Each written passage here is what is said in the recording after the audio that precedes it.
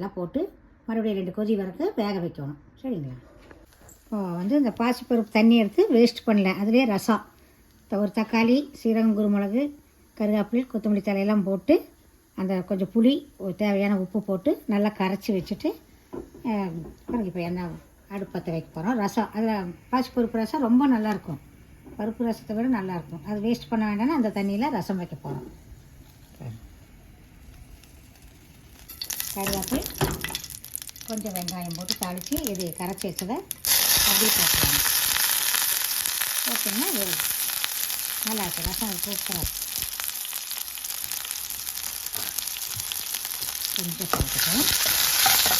இந்த பூண்டு, வரமிளகா, சீரகம், குருமிளகு போட்டு நல்லா நுணுக்கி இதில் போட்டு கரைச்சி நல்லா கரைச்சிட்டிங்கன்னா புளி, தக்காளி போட்டு நல்லாயிருக்கும். சாப்பிட்றதுக்கு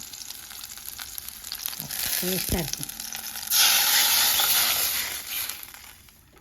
அதையும் வேஸ்ட் பண்ணலாம். பாசிப்பருப்பு தண்ணி வேஸ்ட் பண்ணாமல் இப்போ செஞ்சுருக்கோம்.